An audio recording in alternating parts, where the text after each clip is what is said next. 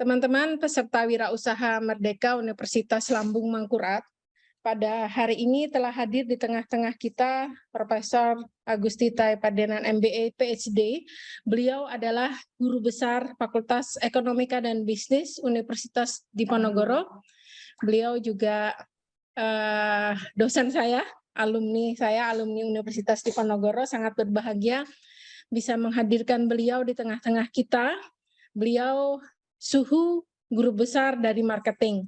Makanya jangan lewatkan, nanti kita juga adakan diskusi untuk tanya jawab langsung kepada beliau. Kita simak langsung saja materi yang akan disampaikan kepada beliau. Silakan Prof. Agusti. Baik, terima kasih Mbak Susi ya. Oke. Baik kawan-kawan semuanya, sekali lagi selamat pagi ya.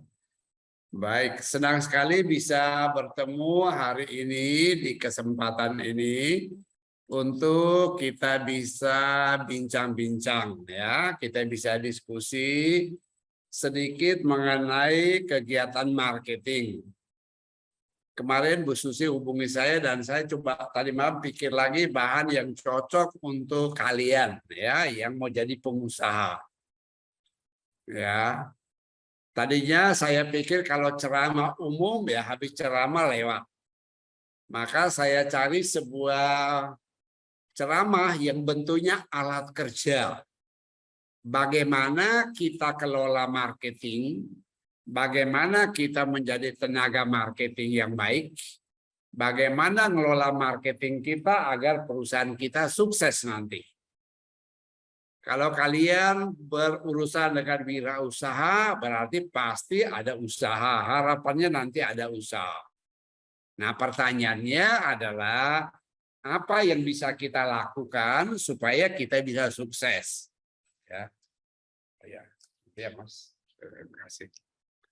Ya, nah, karena itu kalau itu yang jadi tujuan kita, maka saya rasa ya, paling baik adalah mari kita belajar bagaimana kita ngelola kegiatan marketing kita agar omset kita nanti bisa meningkat. Nah, oleh karena itu saya akan share sebuah bahan belajar sebentar, akan jadi bahan untuk kita pakai sepanjang hari ini. Oke, bahannya adalah ini.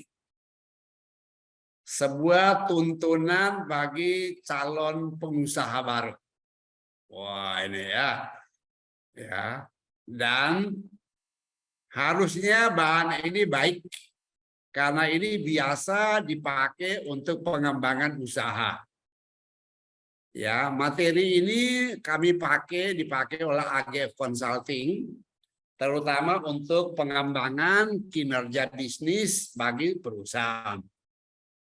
Ya, nah, apa yang menarik bagi saya untuk kita bahas adalah seorang pengusaha, apalagi baru, pasti yang pertama dia sangat lapar adalah lapar akan pelanggan.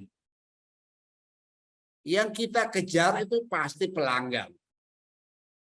Dan sebelum kita lihat marketing yang rumit-rumit, sebenarnya marketing yang paling praktis pada level paling pertama adalah yang namanya mengelola penjualan.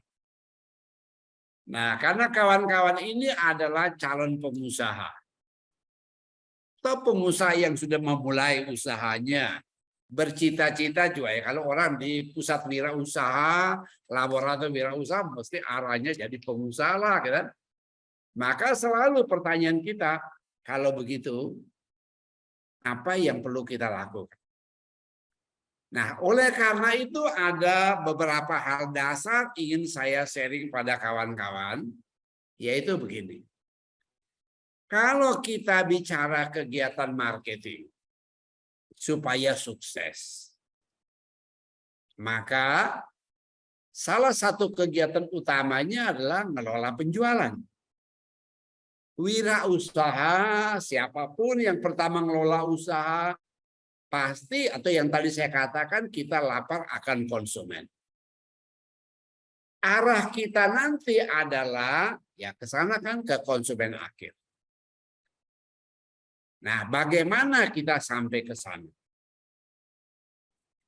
Kalau kita masih usahanya sangat kecil, mungkin kita bisa seperti ini.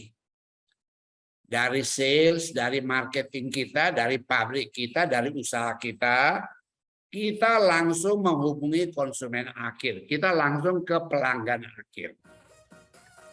Tapi percaya, kalau bisnisnya langsung seperti itu, belum tentu juga kita bisa sukses besar. Apalagi kalau produk kita adalah produk-produk fisik. Karena saya lihat contohnya di usaha-usaha kecil di Semarang. Ada yang buat roti, ada yang buat pakaian, ada yang buat apa yang ya bisa dijual secara fisik, entah lewat online, apa lewat toko-toko manapun. Nah, itu berarti apa? Bahwa ada produk yang akan kita bawakan dari kita ke konsumen akhir. Tetapi saat kita ingin menjadi lebih besar, wah ya tentu itu sukar. Gimana kita bisa menjangkau semuanya? Maka pendekatan ilmu marketingnya akan bilang begini, oh bukan seperti ini kalau kita bisnis. Bisnis itu adalah apa? Dari perusahaan kita yang baru buat perusahaan, kita ada pabrik kecil, udah buat roti, buat apa. Kita tidak pernah datang langsung pada konsumen akhir. Tapi kita pasti lewat tengah ini yang isinya sangat beragam. Tapi biasa orang sebut saluran distribusi. Biasa lewat saluran distribusi. Barulah nanti dari saluran distribusi barang ke konsumen. Nah, kegiatan marketing, bagaimana barang ini yang kita buat di bengkel kita buat di dapur kita, akan menjangkau pasar lebih besar, maka kita pasti lewat apa? Saluran distribusi. Walaupun simpel. Saya beri dulu contoh. Di Semarang, saya ada sebuah usaha kecil binaan, simpel loh yang dibuat. Apa yang dikerjakan? Yang dibuat hanya cucur. Kawan-kawan di Kalimantan tahukah yang namanya cucur?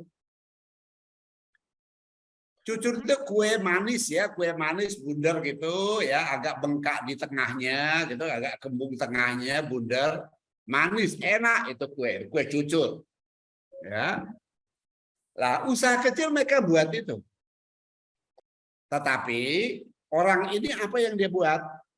Dia buat usaha kecil bentuknya cucur. Dia pakai sebuah mesin kecil. Dia beli mesin di Jalan Agus Salim, mesin untuk apa namanya campur tepung, lalu membuat itu takaran 1 kali 1 bundaran cucur itu berapa, sama alatnya untuk tumpahkan ke wajan.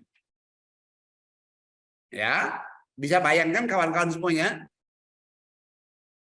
Halo, bisa bayangkan cucur yang mau saya ceritakan? Bisa. Nah, ya itu kue cucur itulah. Enggak tahu di Kalimantan namanya juga cucur apa mungkin ya. Nah, itu usaha baru, usaha kecil. Ibu ini yang lakukan adalah Pak, ya dia udah ada kerjaan tapi wah gimana sih loh ini ada produk, ada orang buat produk pasti enak ini. Lalu dia lakukan itu. Dan gimana menjualnya? Saya bilang pakai formula ini. Formula yang tak gampang sekarang ini. Jadi kan kita mesti menjangkau ke orang yang nanti makan cucur. Sawalah kalau berpikir gitu ya tidak bakalan besar, pasti tidak akan besar. Pasti tidak mungkin besar lah. Jadi kalau kita berpikir produk contoh ini ya, kita langsung pada end user, wah tidak mungkin kita langsung besar. Kalau kita online pun, ya kita mesti pakai lewat orang lain lagi yang namanya pengirim, distributor, atau perusahaan-perusahaan transportasi dan sebagainya. Dan yang digarap adalah ini. Hari ini, ya, saya tanya, satu hari udah bisa hasilkan cucur berapa? Tadinya 100 cucur, 100 butir cucur itu loh. 100 butir kan ya berapa orang makan udah rampung habis lah. Hari ini bisa 10.000 butir cucur per hari. Loh 10.000 butir cucur ya banyak loh itu. Nah, caranya adalah apa? Bagaimana menjangkau end user ini? Nggak urusan dia. Ya, yang dilakukan adalah bagaimana dia mendapat yang di tengah ini. Jadi si pengusaha kecil ini, apa yang dia buat adalah ambil yang di tengah ini. Jadi kegiatan marketingnya adalah apa? Mendapat ini dalam jumlah yang cukup, menjualkan barangnya dari rumah, dari dapurnya datang ke tempat ini, dan nanti menjangkau konsumen akhir udah bukan urusannya. Itu tugasnya ini. Tugasnya ini. Nah, proses seperti ini yang seharusnya kawan-kawan kalau di kampus itu kita belajar pada ilmu yang namanya manajemen penjualan dan distribusi.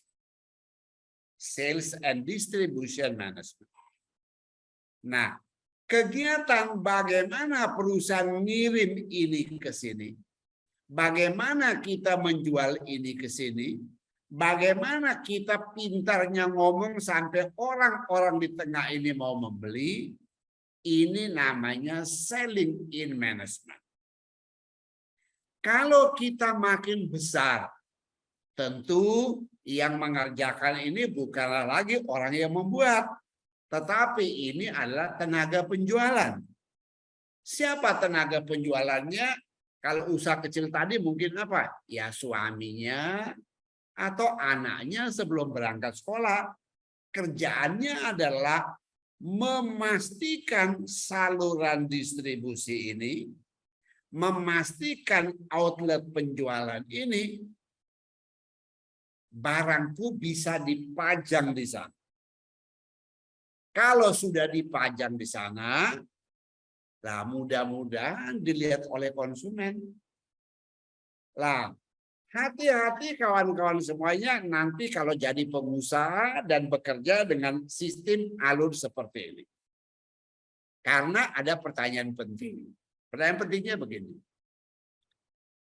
Ya, kalau kawan-kawan adalah pabrikan, walaupun itu pabrikan kecil ya, tetap pabrikan. Menjual barangnya ke saluran distribusi. Lalu dari saluran distribusi harapannya mereka kirim ke end user. Pertanyaannya, barang kita pindahkan ke saluran distribusi melalui kegiatan menjual, kita jual ke sana. Pertanyaan saya, jual putus, tapi boleh dengan kredit, atau kita konsinyasi alias titip jual. Halo, para mahasiswa, boleh beri jawaban pada saya ya, boleh angkat tangan ya. Atau kalau ada ya boleh klik tuliskan di chat room ya, di chatting room itu ada ya. Nah, coba tulis di chatting room. Kalau enggak boleh juga langsung jawab pada saya.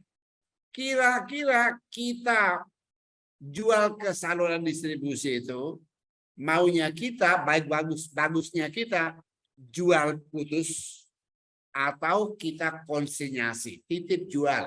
Titip jual itu aja kita, Bu, saya titip di sini ya cucur saya. Kalau laku ya nanti sore saya ambil uangnya. Kalau enggak ya udah nanti tak ambil kembali cucurnya. Saya ambil kembali barangnya, saya akan ambil ayam goreng, apalah terserah. Pertanyaan saya silakan coba kawan-kawan jawab. Jual putus atau konsinyasi? Ayo coba silakan jawab, boleh jawab di chat room itu, klik aja, tulis aja di chatting room. Silakan, saya ingin tahu jual putus atau kita konsinyasi? Ini pertanyaan penting karena bisnis kita tergantung di sana nanti.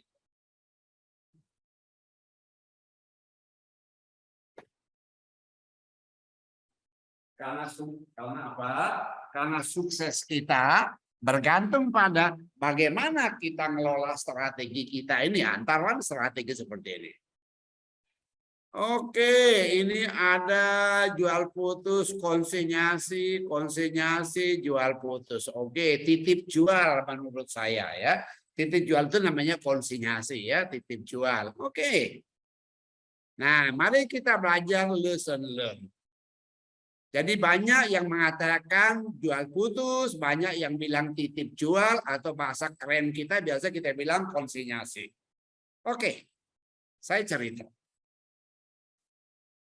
Saya punya kawan, pengusaha besar, salah satu kopi yang paling terkenal di Indonesia.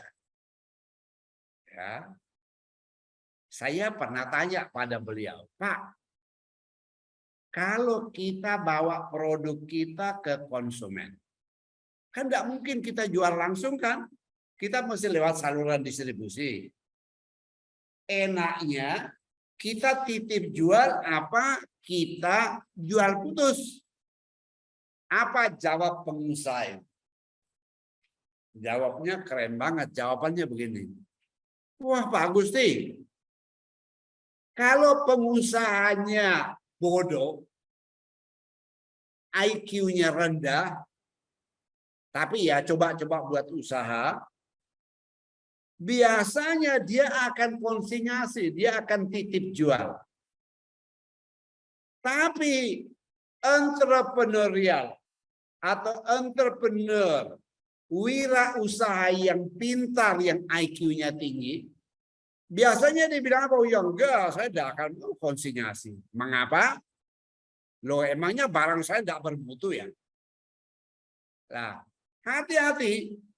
Ternyata belakangan baru saya belajar aspek hukumnya, yaitu apa? Kalau barang itu kita titip jual ke sini, kita konsinyasi, dan saya hak milik atas barang ada di tangan siapa? Kalau kita konsinyasi, hak milik barang ada di kita yang punya barang tadi, kita yang pabrik. Dan lah karena yang tadi beli kita titipi itu dia cuma mengatakan ya aku dititipi nek payu ya nanti tak bayar, nek tidak laku ya diambil lagi uang barangnya. Dia tidak akan ada dorongan untuk kerja mati-matian. Karena apa? Dia bilang apa? Lo nanti barangnya tidak laku kan diambil kembali sama pemiliknya. Lah, Bapak yang pengusaha raksasa kopi ini dia apa? Wah, saya tidak pernah lakukan itu, Pak. Mengapa? Loh, barang saya kan menguntungkan orang. Saya akan bilang sama si toko itu, loh, ibu udah ngapa-ngapain, ibu duduk-duduk aja di warung ibu, sambil ada orang datang beli barang saya, loh ibu dapat untung. Contoh, barang saya jualin pada ibu berapa harganya? 10.000. Harga jual kita. Loh, saya kan hanya nanti dapat 6.000, 4.000-nya ada di ibu. Ibu yang dapat.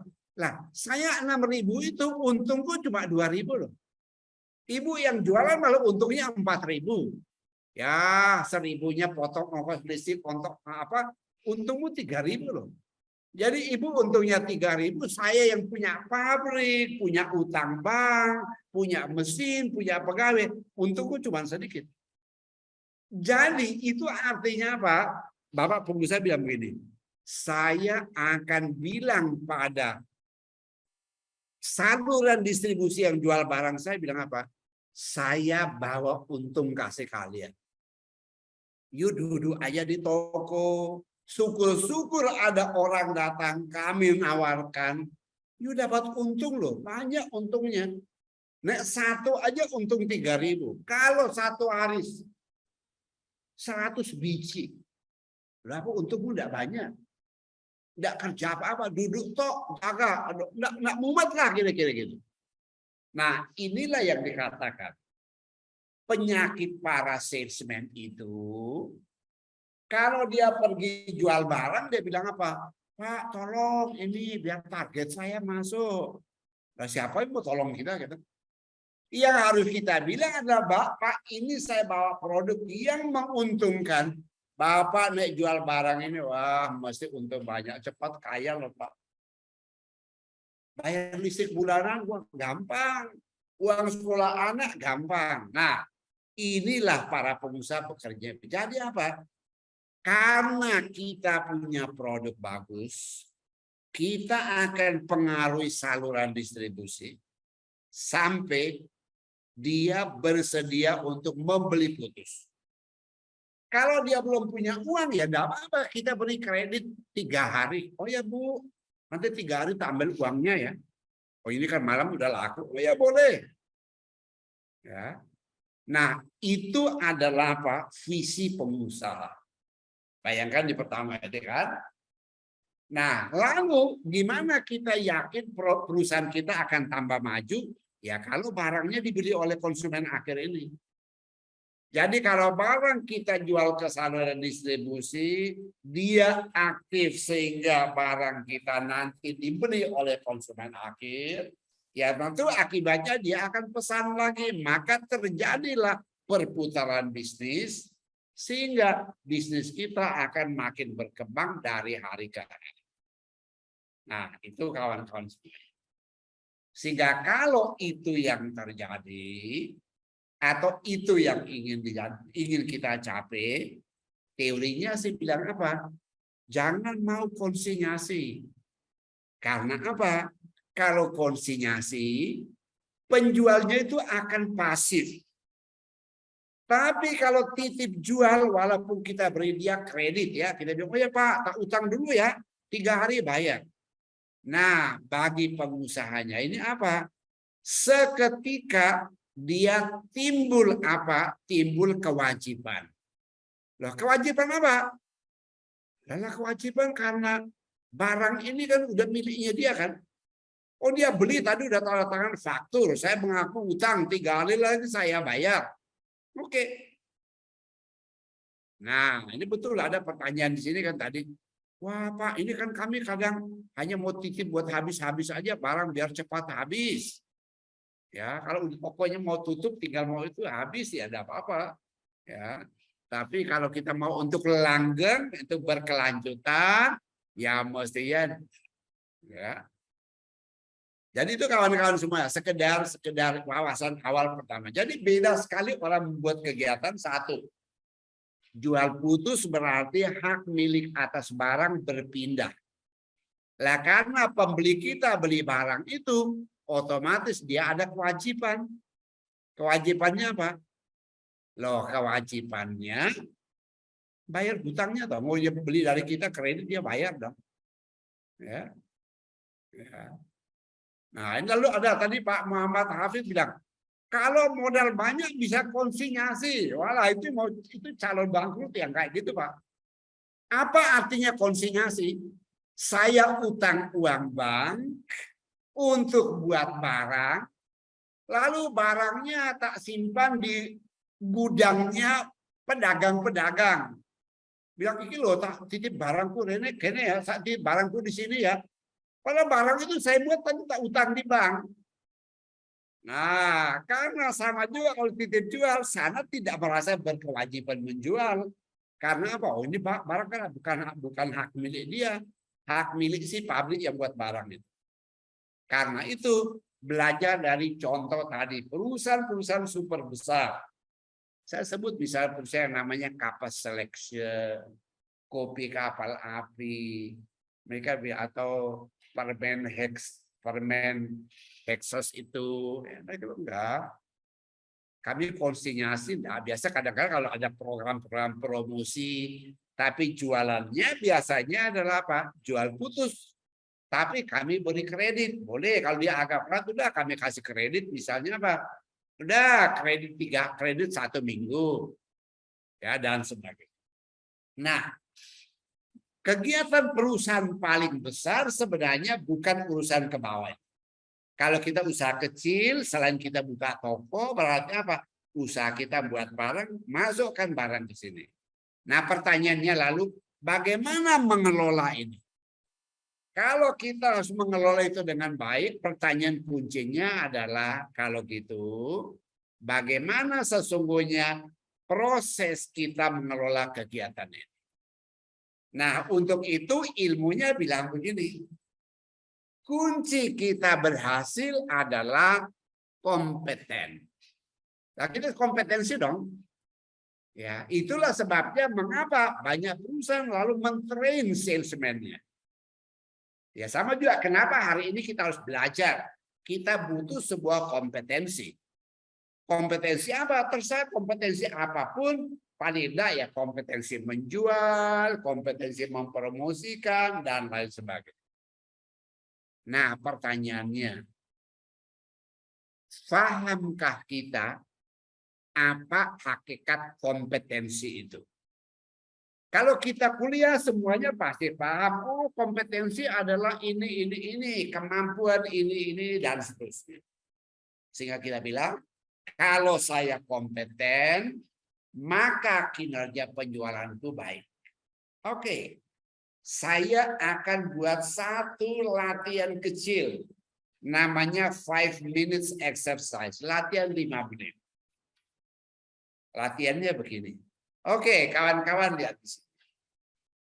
Katakan kawan-kawan ini adalah seorang pengusaha, tapi juga melakukan kegiatan usaha dan berperan sebagai salesman menjual roti ABC. Wah, katakan buat jadi pengusaha, buat roti khas nama roti ABC. Jadi berarti ada pabriknya kan, pabrik roti ABC. Roti ini tentu supaya fresh, 1 hari harus habis, dijual kemana-mana, orang makan habis. Jualnya ke saluran distribusi kan pasti toko. Dan akhir Agustus menghadap pemiliknya bilang, aduh bos, kinerja penjualan saya menurun di bulan Agustus 2022 ini. Padahal roti kita enak, saya udah keliling. Jadi bayangkan kawan-kawan adalah salesman yang menjalankan kegiatan menjual dari pabrik tadi ke saluran distribusi. Udah jualan ternyata kurang laku, ternyata ini, ternyata ini. Oke, nah kalau itu pertanyaan. Bosnya pasti tanya, kenapa Anda gagal ya? Kenapa Anda berhasil? Oke, saya butuh 10 jawaban. Silakan kawan-kawan, ada yang boleh jawab. Kalian adalah salesman roti ABC, keliling di wilayah kalian, dan sebulan bilang, oh kinerjaku menurun. Lalu kalian pulang bilang apa? Lapor bosnya, Pak, bulan ini omset menurun. Bosnya tanya, ya oke. Tolong jelaskan kenapa kamu gagal. Silakan, siapa mau coba jawab, saya isi di sini ya. Silakan, boleh omong langsung, tak isi.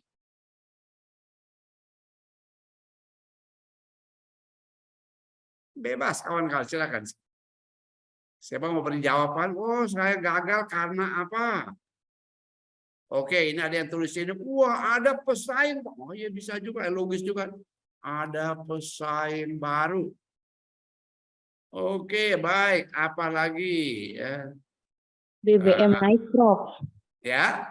BBM naik, jadi buat roti nanti dulu karena lagi Oke, makan. BBM naik, harga mahal ya.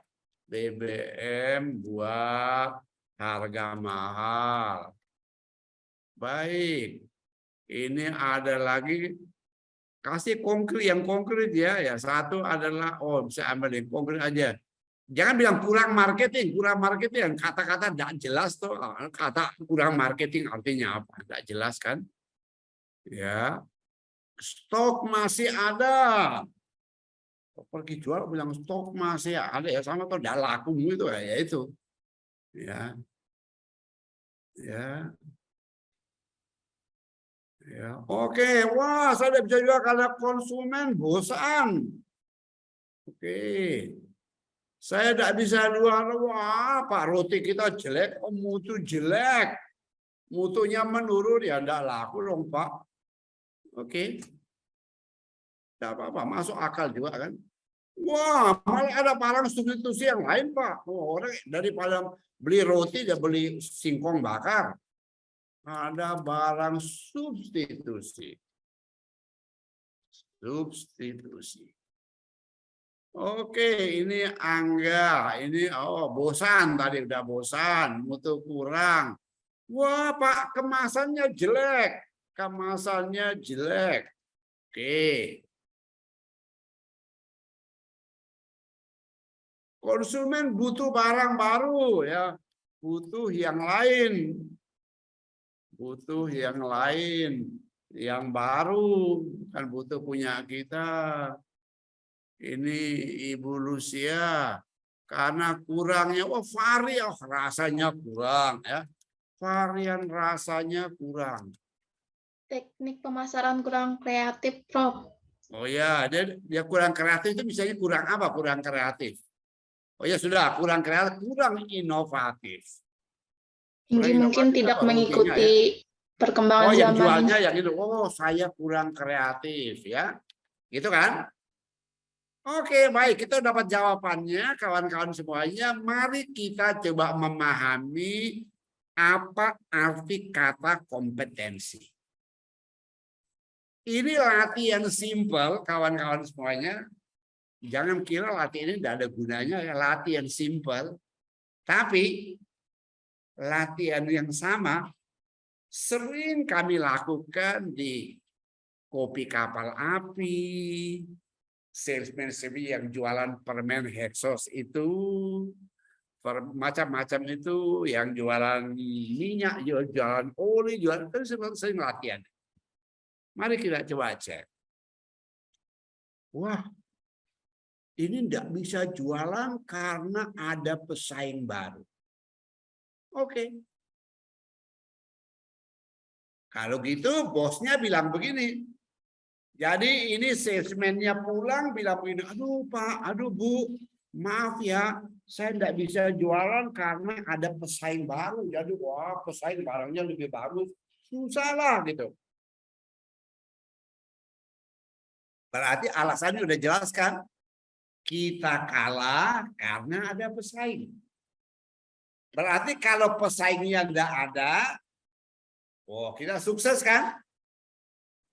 Kalau gitu, pemiliknya bilang, oke, Mas, gimana kalau 2 hari ini kamu jangan jualan dulu.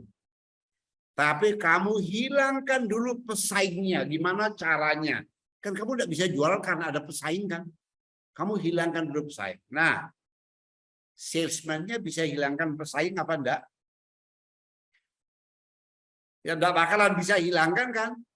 Nah, kalau enggak bakalan bisa hilangkan, tapi itu menurut dia nyata membuat dia enggak bisa jual, membuat dia nyata kinerjanya menurun.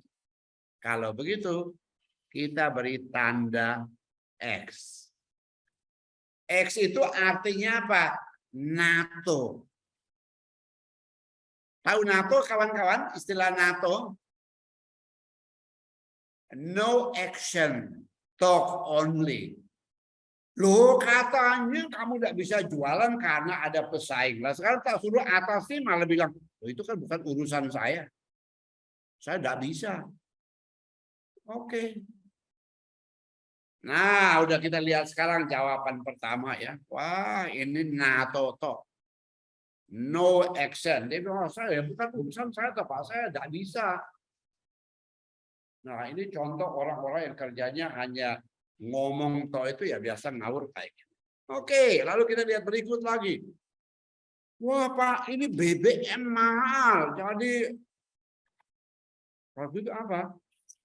Lah kamu hilangkan BBM yang mahal tuh buat BBM jadi murah.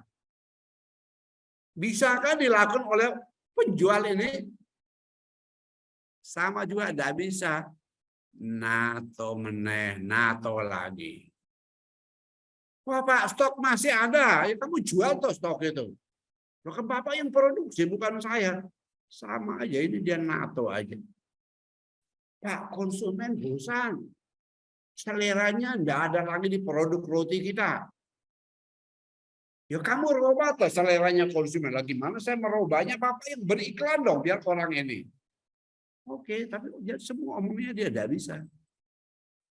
Mutunya jelek.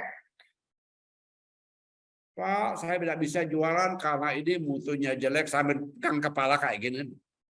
Wah, Pak, ini mutunya jelek. Walah. Bisa dia lakukan? NATO lagi ya. NATO lagi. Wah, ada barang substitusi. Itu kan kalau kamu kuliah di kampus, di ekonomi diajari ada. Loh ini barang nyata, kamu hilangkan tuh barang substitusi. Loh kan tidak bisa saya hilangkan. Itu urusannya pengusaha. Ya berarti ngomong soal NATO lagi. Karena kemasannya jelek. Tidak bagus. Pertanyaan saya. Salesman-nya bisa perbaiki kemasannya yang jelek jadi bagus?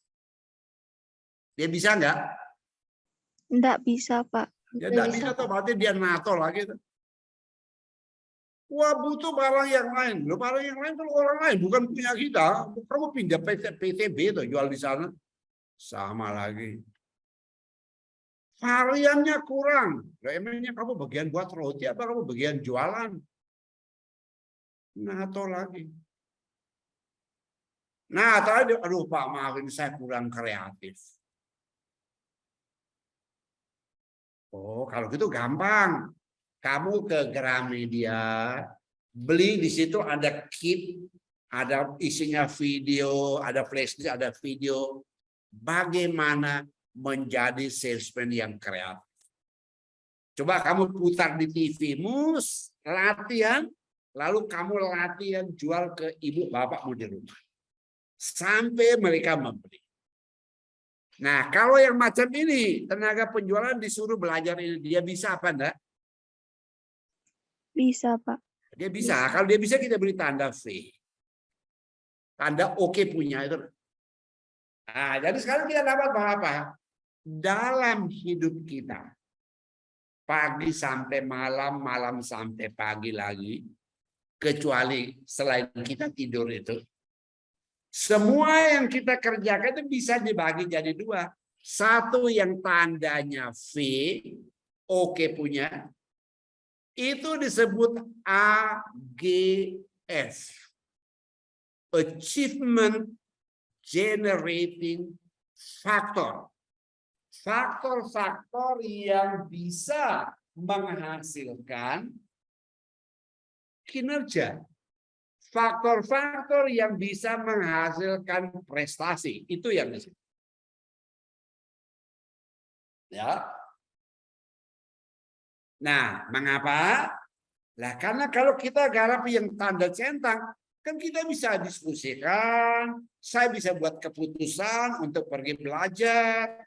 Tadi contoh yang ini salesman kurang kreatif ini, dia pergi ke Gramedia, dia bisa beli, dia belajar, dia latihan, dia bisa lakukan. Kalau dia lakukan dengan baik, sangat boleh jadi dia akan sukses kan? Maka namanya AGF. Tapi yang tandanya XX ini hanya omongan pemanis mulut toh buat enak, buat menghibur hati. Sudah gagal, gimana gagal? Ya caranya udah tak bilang aja ya Pak, maaf ya. Ini karena varian rasa kurang menghibur hati, tapi saya sudah perbaiki, tidak bakalan bisa. Nah, itu disebut apa? Support generating factors. Faktor-faktor yang menghasilkan usulan, padahal yang mau dikerjakan usulan itu bukan tanggung jawab kita kan? Semua yang tandanya X kan bukan tanggung jawab kita.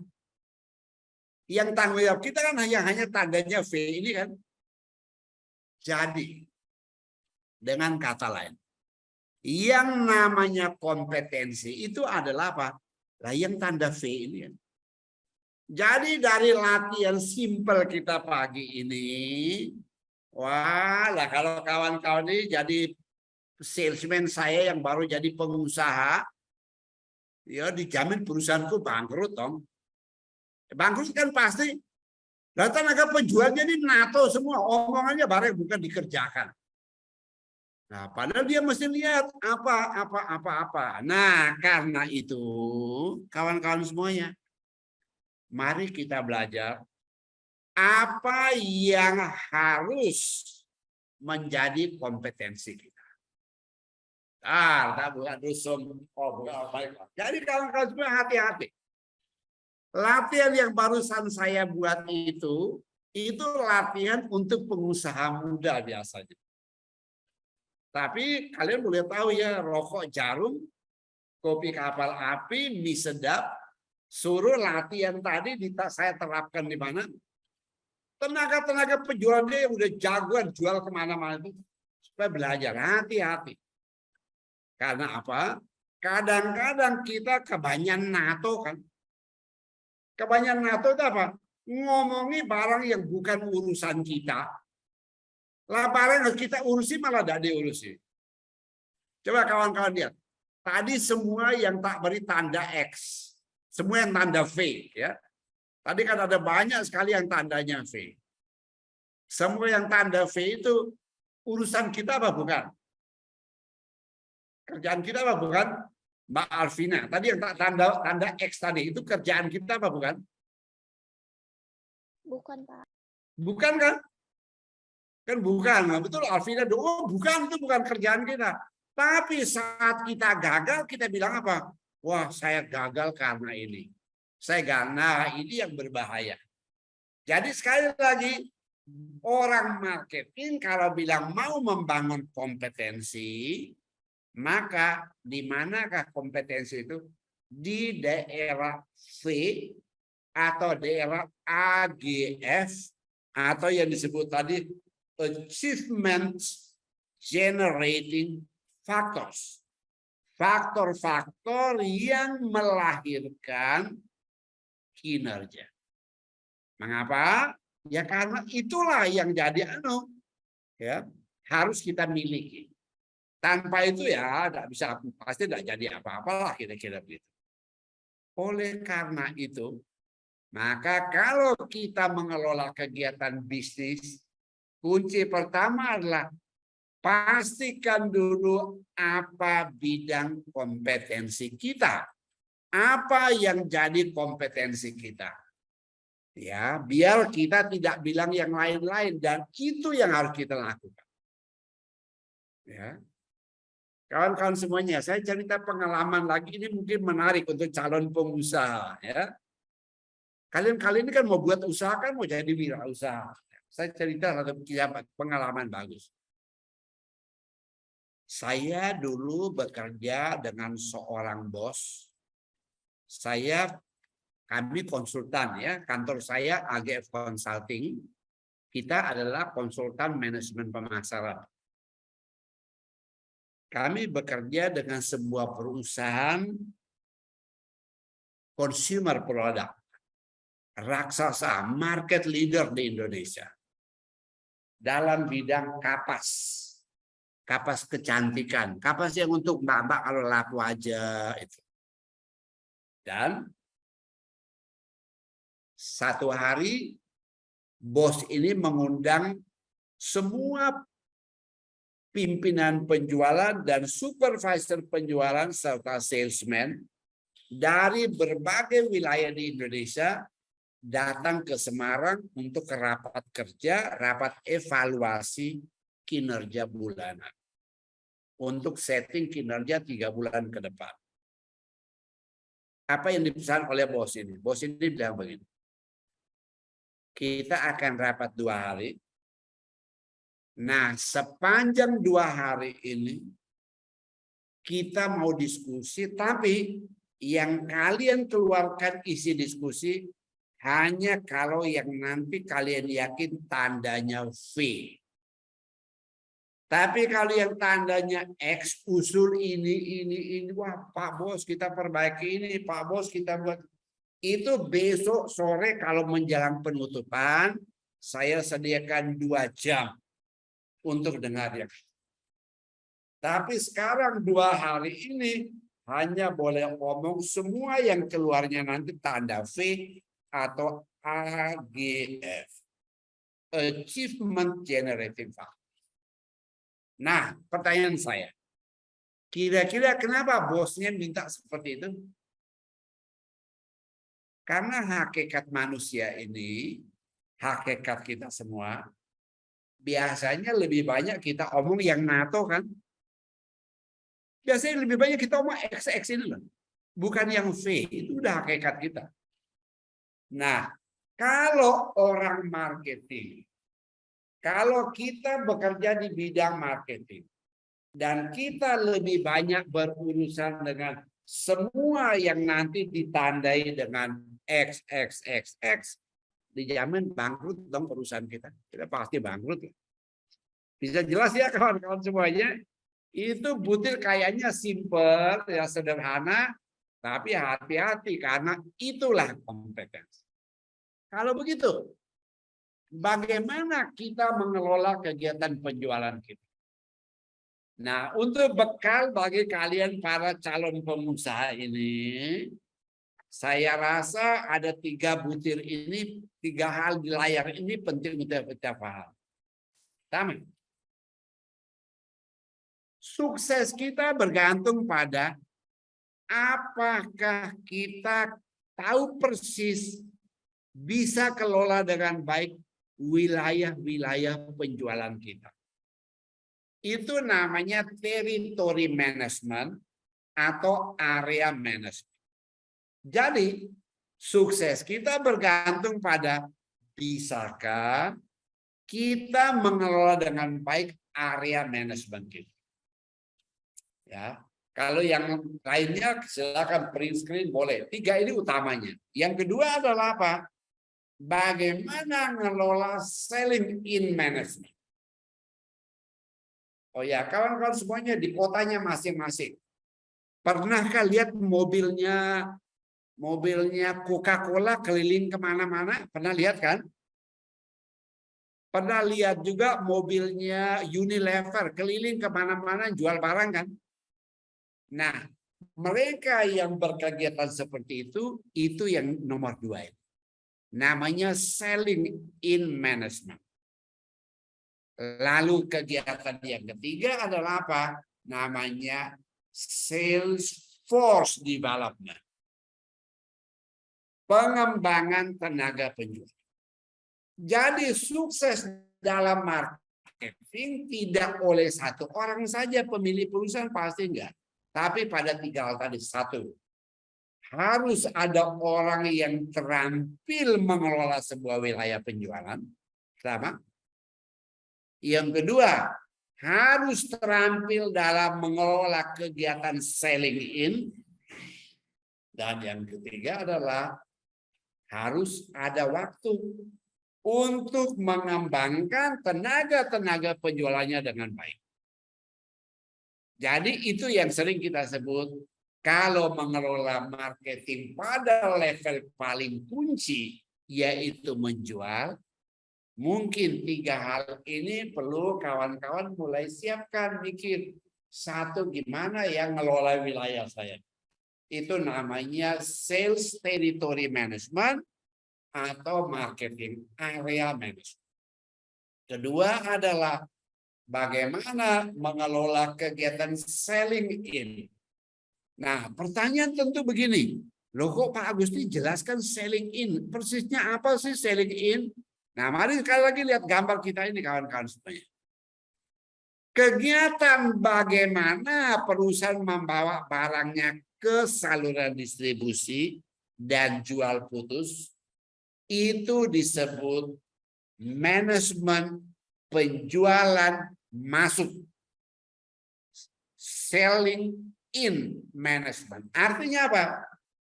Jual barang kita dari pabrik, dari gudang kita, supaya masuk menjadi miliknya pengusaha di tokonya, di rak-rak dia paling, atau di gudang dia.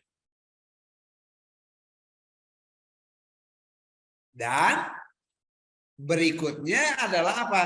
Bagaimana barang sampai di pelanggan akhir, di konsumen, Itu disebut selling out management. Manajemen penjualan keluar. Atau bahasa kerennya disebut apa? Retail management. Nah, itu perkara mau pakai online, apa buat toko yang bagus, itu kegiatan-kegiatan yang pasti harapan seorang pengusaha adalah itu.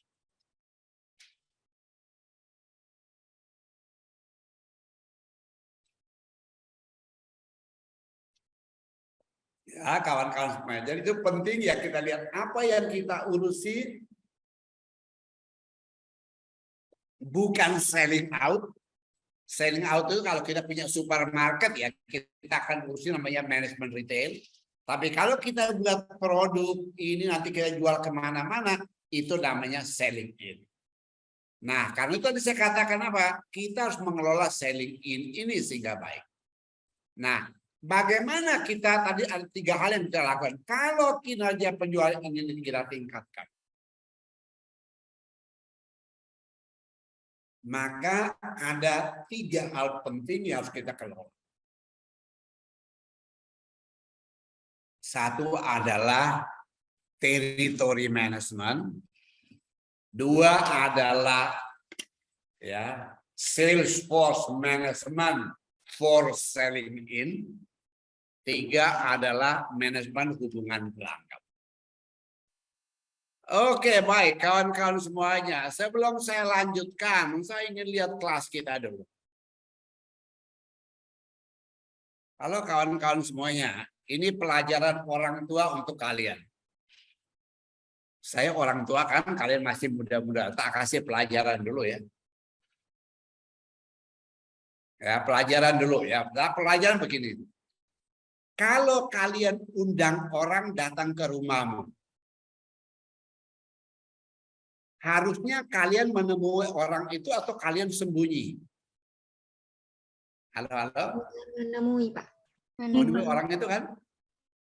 Kalau enggak itu tidak sopan banget gitu kan? Lah ini saya tanya, gimana mungkin kalian undang saya untuk berceramah? Loh kok malah kalian matikan semua videomu? Waduh, tidak sopan santun banget. Gitu kan? Wah, itu tidak bagus lah. Saya aja langsung tidak semangat. Gitu. Ya. Gimana mungkin kalian undang orang datang ceramah kalian, lalu kalian apa? Tutup videonya aja. Lalu saya tidak tahu saya ceramah untuk siapa. Lalu saya ceramah untuk gelap-gelap. Mending tak pulang, saya pergi di ruang kelasku. Malah lebih di ruang kerjaku tak bisa tulis apa kan. Itu pertama, itu etika orang. Kalau kalian jadi pebisnis, ya pebisnis ini ya harus bertemu orang, sering menyapa orang, begini Pak, begini ini, baru dapat pelanggan. Loh, kalau modelmu adalah seperti yang sekarang ini, ya, lah pelangganmu lari semua gitu. Pasti pengusaha wes. Ini namanya mengundang melatih pengusaha, malah pengusahanya hilang semua, tidak ada di ruangan ini. Walaupun kalian bukan masih calon pengusaha mahasiswa ya.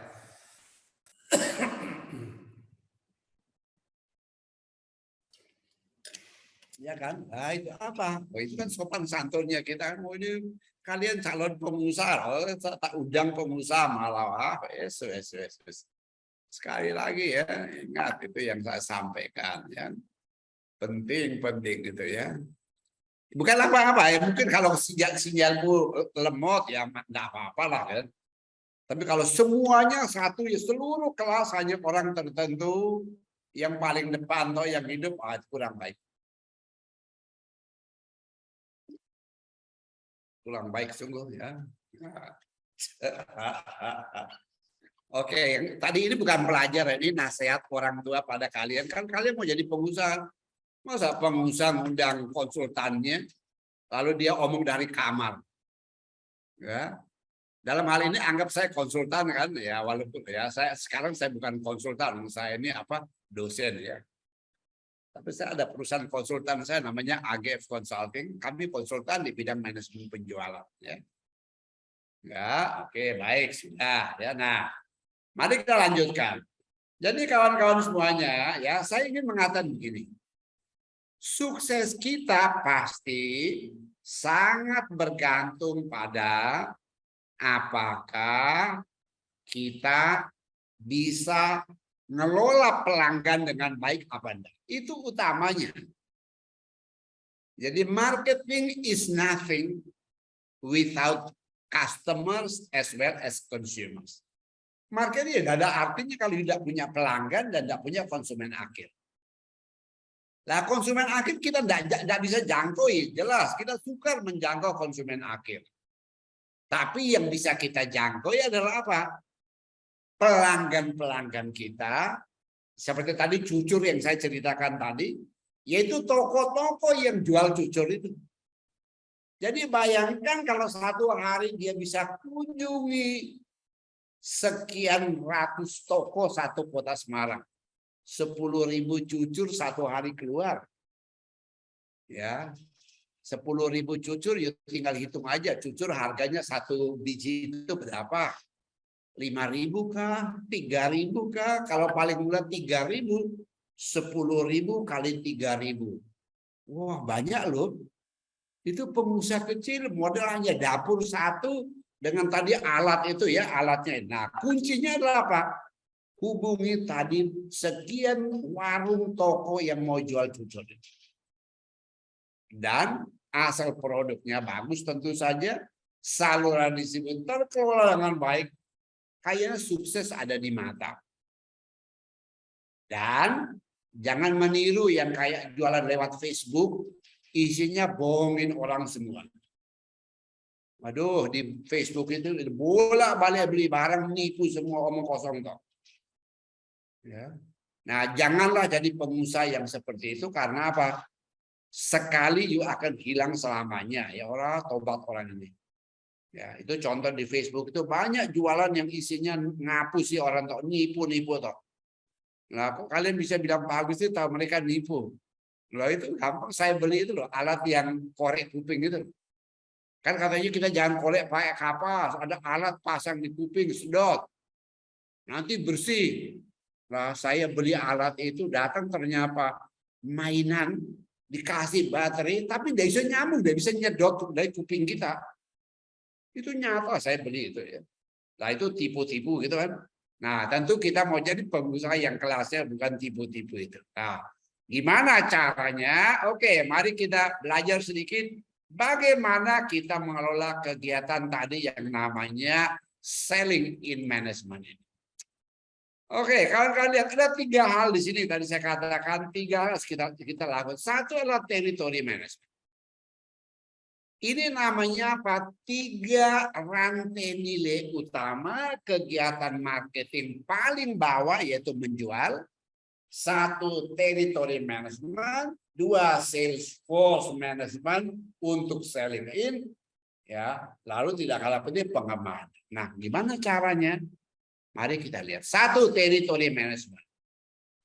Kalau kita mau mengembangkan wilayah penjualan, maka caranya adalah apa? 1, kita perlu mengenal dulu potensi wilayah penjualan kita. Yang kedua adalah apa? Kita rekrut pelanggan-pelanggan kita. Itu bahasa Inggrisnya namanya account recruitment program.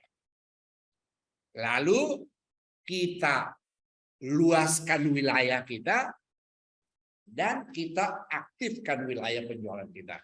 Sebentar, ini tulisannya kurang pas ya, malah rumusnya yang ditulis.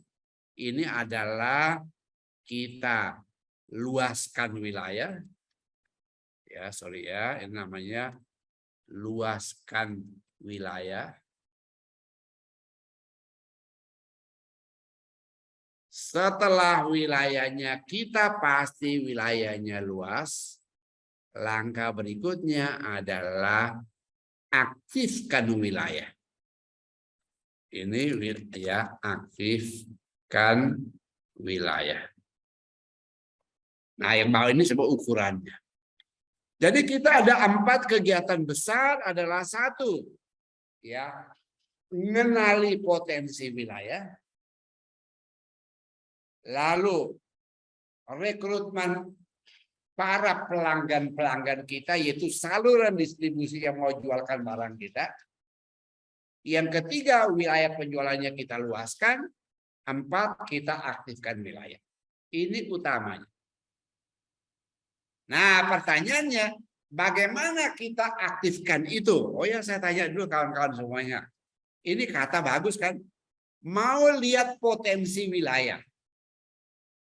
Nah, ingat, yang namanya orang menjual barang, ya, dia berurusan dengan pelanggan-pelanggan, yaitu apa? Saluran distribusi yang akan jualkan barangnya. Gimana kira-kira caranya kita tahu sebuah wilayah berpotensi apa tidak? Kawan-kawan mau buka cucur di kota apa? Salah satu kota lah. Martapura. Pertanyaan saya. Gimana caranya tahu Martapura itu wilayah potensial untuk jualan ininya? Gimana caranya tahu? Riset dulu, Pak. Survei apa? Maksudnya apa yang mau disurvei? Riset dulu apakah wilayah tersebut suka makanan manis atau makanan asin gitu, Pak. Kalau dominan suka makanan manis, maka kita cocok untuk Oh, lah itu kalau nanya pada pengusaha kecil mulai maju, dibilang gimana saya bisa lakukan, Bu? Saya emangnya pergi tanya satu orang, tiap orang saya tanya ini. Wah, lah orang penduduk sana ada sekian, emang saya mau tanya semua, berat itu. Dan saya tidak kompeten untuk tanya kayak gitu kan. Ya kan? Kita mau buka pasar, kita tanya itu pasti tidak bisa. Walaupun bahasa teori bilang, ya survei, tidak bakalan bisa. Percaya saya, tidak bakalan bisa.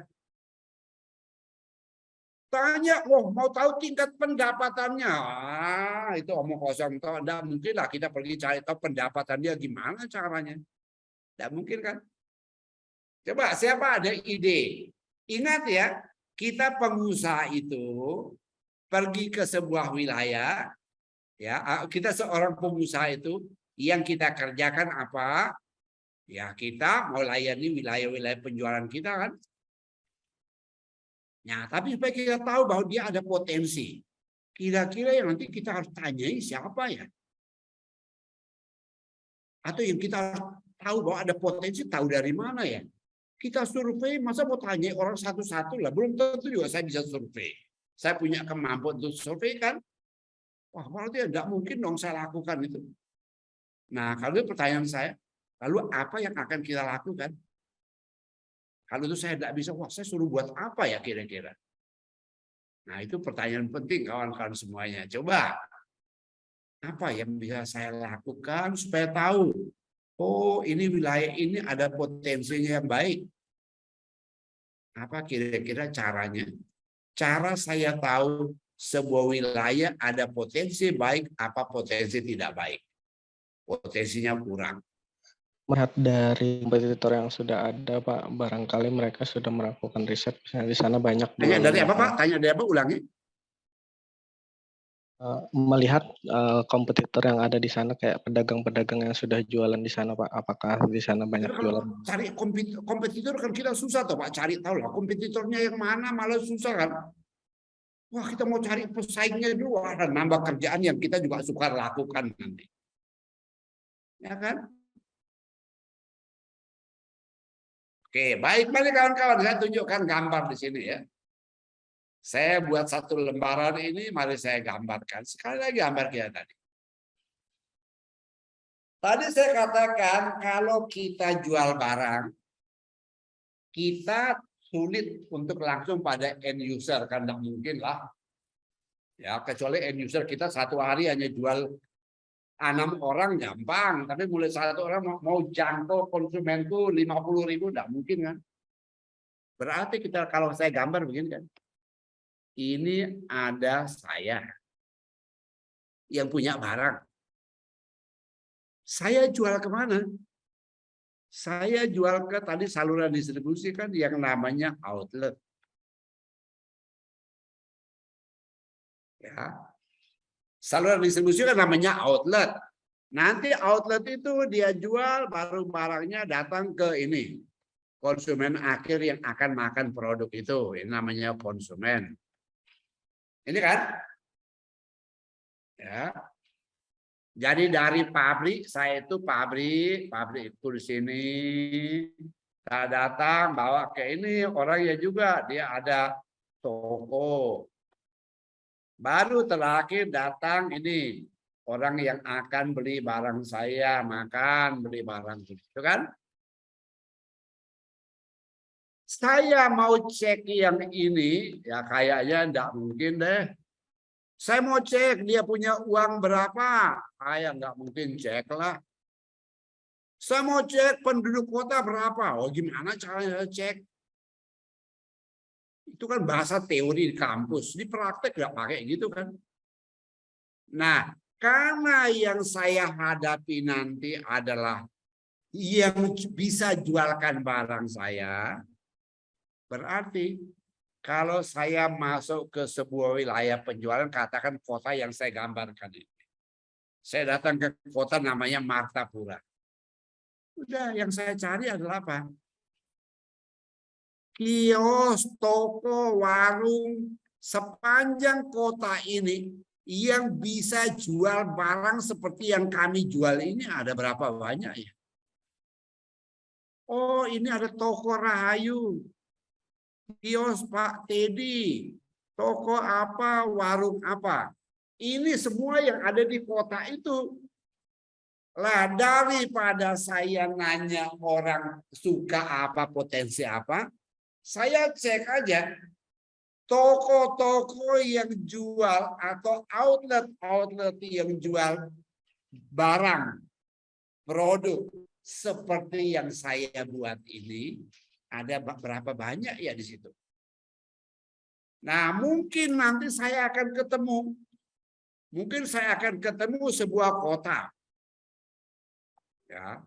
Jadi mungkin setelah saya jalan, mutar kiri, mutar kanan, dan saya dapat ada 2 kota besar. Satu ini kota A. Lalu saya dapat lagi, wah ini ada satu kota kecil. Penduduknya juga banyak, ini kota B. Lah kota A ini yang bisa jual barang kayak punya kami ini ada 1, 2, 3, oh ada 4. Kota B yang jual barang kayak barang seperti punya kami, wah ini ada 1, 2, di sini ada, di sini juga ada, sini ada. Sini ada, sini ada. Ada juga di sini. Nah, sekarang pertanyaan saya pada kawan-kawan sekalian. Kota A ini luasnya 2 km persegi.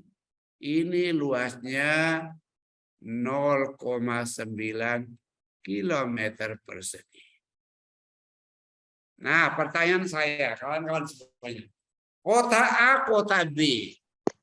Mana yang bagi saya sebagai pengusaha baru, pengusaha kecil, potensial bagi saya? Kawan-kawan pilih kota yang mana? Lebih suka di mana? Kalau masuk bisnis macam ini. Kota A, kota B, mana yang paling potensial? Bu Nita pilih yang mana? Kalau Bu Nita Dimyati pilih kota yang mana? Bu Nita Damayanti pilih yang mana? Apa? A. Karena wilayahnya besar. Oke, enggak. Nah ini susah toh. Kalau yang jual cuma ada 4 toko kok. Nah kalau ini kan yang jual barang kita banyak, jadi banyak orang bisa nyalurkan barang kita. Kalau ini kan hanya ada 4 toko yang jualkan. Jadi ini potensinya kecil walaupun dia besar. Tapi B punya potensi yang lebih besar kan? Mengapa B punya potensi yang lebih besar? Kita tidak ke konsumen akhir. Karena tidak mungkin lah. Kita datang ke orang-orang yang nanti membantu kita jualkan barang kita. Ya. Nah, maka kita datang ke B. Kalau B ini udah banyak sekali. Banyak toko berarti banyak orang belikan barang itu. Nah. Mungkin kita bilang potensial lah, tapi yang jual belum ada kan. Emangnya saya membuat toko. Saya kan nggak buat toko, saya ini pabrik yang buat roti ABC tadi. Berarti saya nggak bisa masuk ke A sedikit sekali. B lebih potensial. Nah, itulah caranya kita kenal potensi wilayah. Ya, lalu setelah itu tentu apa? Ya kita mulai rekrut pelanggan kita. Bagaimana kita tahu ya kita dapat pelanggan, kita lihat tadi potensinya ada, lalu kita mulai ngejar cari. Oh ya, wilayah ini potensial untuk saya. Karena itu untuk sukses bisnis saya akan bekerja di ini. Nah, itulah kerjaan marketing. Lalu pertanyaan lebih lanjut, lalu apa yang akan saya buat? Wah, sayang waktu kita ini pendek ya. Saya soalnya ada uji lagi ya, tapi tidak apa-apa. Mari kita manfaatkan waktu pendek ini. Mari kita lihat lagi, kalau gitu apa yang bisa kita buat? Kalau itu yang akan kita target. Nah, tadi pertama kita udah lihat bagaimana kita mengelola potensi wilayah kita, lalu kita rekrut. Lalu langkah kita yang kedua nanti adalah apa? Mari kita cek. Apakah kita bisa mendapat pasar yang luas dan ini atau tidak? Tadi saya katakan pertama-tama tadi bahwa kalau kita ngelola kegiatan wilayah penjualan, kita rekrut pasti. Kita minta orang supaya orang mau jualkan produk kita. Itu tadi kan. Oh ya, ada orang bersedia menjualkan produk kita. Setelah dia menjualkan produk kita, lalu apa lagi? Nah, mari kita lihat lagi kembali apa yang akan kita lakukan. Mari kawan-kawan coba cek kembali apa yang akan kawan-kawan lakukan. Tadi saya katakan, pastikan kalau kegiatan penjualan kita dapat wilayah yang luas. Nah, caranya dapat wilayah yang luas ini, mari kita kelola. Karena kita belajar manajemennya, tahu wilayah luas apa tidak, pakailah rumus ini. Rumus untuk lihat apakah wilayah kita luas apa tidak, itu namanya outlet share. Ya, sekali lagi. Apa itu outlet share? Outlet share adalah rumus yang Bapak Ibu, anak-anak semuanya, para calon pengusaha, kalian bisa gunakan untuk tahu apakah pasar sudah luas apa belum. Apa itu outlet share?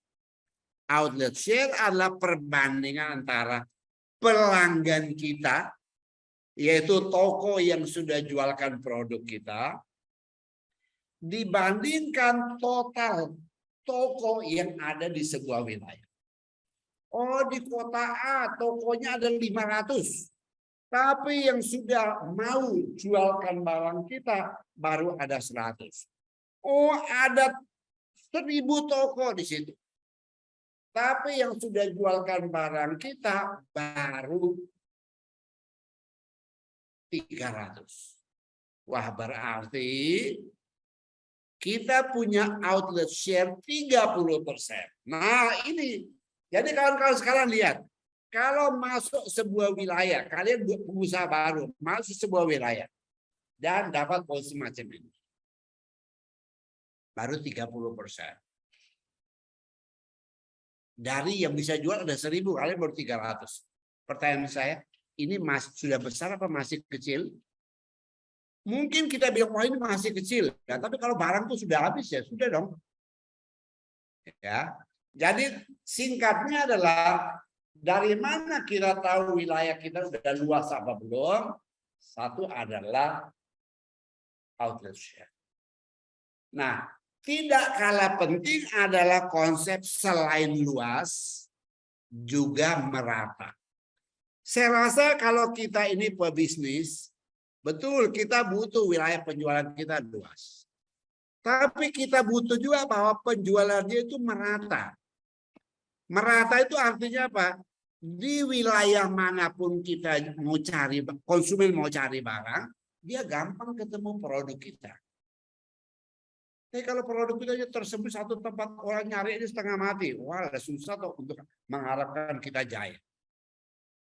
Nah, karena itu konsep marketingnya adalah apa? Buatlah wilayah penjualan merata. Nah, apa rumusnya penjualan yang merata? Rumusnya ada di sama sini, yaitu apa? Outlet share pada segmen terkecil. Segmen pasar terkecil. Jadi caranya kita tahu apakah kita punya wilayah penjualan yang merata. Rumusnya adalah ukurlah outlet share yang besar pada segmen-segmen pasar terkecil. Nah, contohnya apa? Oke, saya beri ini contoh hitungan untuk apa namanya, kami bekerja dengan para pengusaha, calon pengusaha kecil. Nah, ini saya beri contoh. Dari mana saya tahu wilayah penjualanku sudah merata? Caranya gampang. Bayangkan ini kota ya, ini kota. Kota ini contoh Semarang ya, ini namanya Simpang 5. Saya petakan kota ini Jalan Gajah Mada. Ini Jalan Ahmad Yani, putar ke Jalan Mataram. Ini Majapahit. Ini jalan ke Sugio Pranoto sampai Jerakah, itu Semarang Barat. Ini naik Siranda sampai Ungaran. Ini terus ini sampai ke Peterongan, daerah Peterongan. Oke, saya ambil ini. Nah, jadi satu kota itu saya bagi atas beberapa tempat. Ini wilayah jalan sana, ini jalan sana. Nah, sebuah jalan seperti ini namanya segmen pasar terkecil. Segmen pasar terkecil itu apa? Boleh jalan, boleh kelurahan, boleh apa. Nah, sekarang kita lihat. Ini ada 6 wilayah. Wilayah pertama udah 78%. Wilayah kedua 80%. Wilayah ketiga 85%. Wilayah keempat 87%. Ada 90%. Wah, satu yang masih ini. Nah, ini yang masih ini. Jadi, dari 6 segmen terkecil, 5-nya sudah punya outlet share yang besar. Di atas 75%. Jadi, kalau satu wilayah itu dominasinya sudah, ini berarti 5/6 wilayah sudah punya segmen di atas 70, ya 75 lah, di atas 75%, berarti udah rata kan? Jadi saya akan mengatakan, wah kota ini katakan ini adalah kota apalah sembarang, udah penjualan itu udah merata. Jadi satu kita punya wilayah yang luas, kedua wilayah merata. Yang ketiga adalah apakah wilayah kita aktif apa tidak. Nah, untuk mengetahui apakah sebuah wilayah penjualan kita sudah aktif, maka yang kita lakukan adalah ukur outlet coverage kita. Apa itu outlet coverage? Bandingan antara outlet kita yang aktif dan outlet kita. Wah, tadi berapa outlet kita? Outlet kita 300. Ternyata yang beli cuma 50%. Jadi kawan-kawan bayangkan, tadi wilayah itu ada 1000 toko. Yang mau jualkan, sudah jualkan produk itu hanya 300. Dari 300 ini hanya 150 yang beli.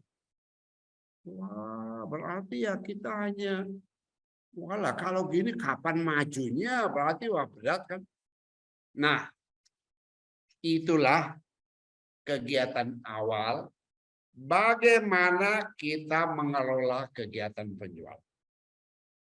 Oke, sampai sini dulu. Ini kalau tinggal beberapa, nggak lama lagi ya. Oke, Nah, baik kawan-kawan, ada pertanyaan kan sampai sini dulu supaya saya jelaskan karena ya ini calon-calon pengusaha menurut saya penting ya untuk kalian paham benar. Ya, oke. Ya, silakan pertanyaan, yang mau silakan. tanya kasih raise hand-nya. Ada yang mau nanya langsung? Silakan. Silakan, boleh tulis, boleh dengar langsung, boleh. Ayo, siapa?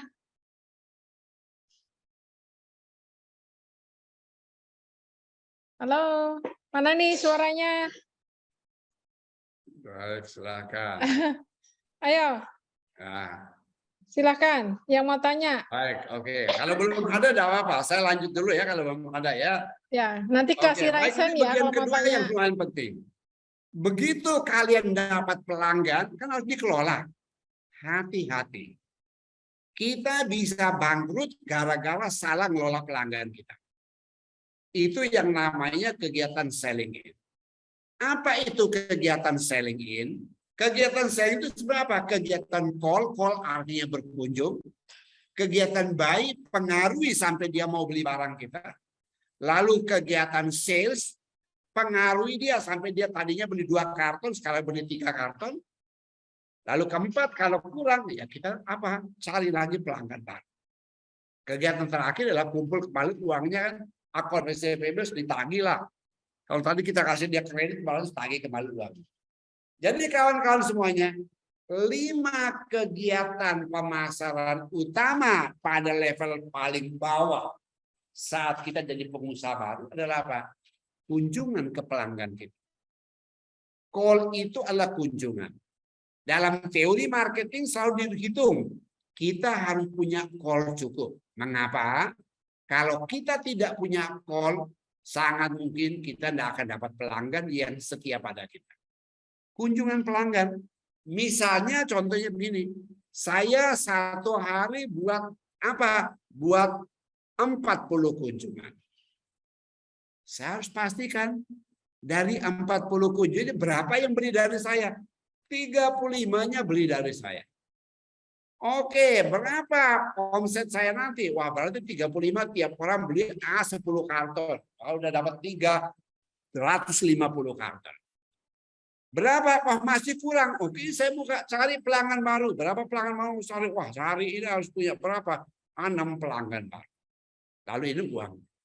Nah, itu artinya apa? Sekali lagi ini kegiatan kunjungan, setiap kunjungan harus direncanakan dengan baik agar kita dapat omset. Orang berhasil kita iming-iming untuk membeli. Nah, dari situ kita pengaruh dia, Pak. Masa Bapak beli cuma 1, coba beli 3 lah, karena omset akan meningkat dari situ. Kalau kurang cari pelanggan baru. Tapi sebagai manajer, besok kalian jadi manajer. Gimana saya mengelolanya agar berhasil ya? Jawabannya adalah mari pakai rumus. Rumusnya apa? Ini. 1, mari berkunjung dengan berhasil. Berkunjung berarti ukurlah dengan rasio yang namanya RCP. Real Call Performance. Jadi kita harus menentukan orang bekerja itu apa? Oke, you standar kunjungan kita bilang, oh saya ada anak buah, oke, Anda harus 1 hari berkunjung ke 40 tempat. Siap Pak Bos. Lalu dia bilang, terakhir soalnya dia, wah dia berhasil kunjung 50 orang. Wah rajin, betul. Wah ini bagus kan salesman-nya. Tenaga penjual kita bagus ini. Kita target dia kunjungan 40, berhasil 50. Nah ini baik. Tapi lebih penting lagi yang berikut ini. Effective call performance. Kalau yang tadi adalah kita kunjungan nyata, rumus berikutnya adalah apakah kunjungan kita berhasil. Kunjungan yang berhasil itu disebut buy. Buy adalah kunjungan berhasil. Bagaimana formulanya buy? Yaitu ya jumlah buy dibanding real call. Loh tadi dia kunjungan 50. Nah, ternyata yang beli cuma 25. Wah, lah ini boros banget. Nah, ini pertanyaan besar kalau udah begini. Kita, walah kalau gitu berarti kamu mau buat bangkrut saya dong. Punya buang-buang bensin, tidak ada hasil. Jangan-jangan dia kunjungan pergi main-main untuk apa, habiskan waktu. Lalu yang ketiga adalah sales. Kalau sales mudah, tinggal apa, hitung aja. Berapa sales dia dibanding target, oh masuk sekian. 95%.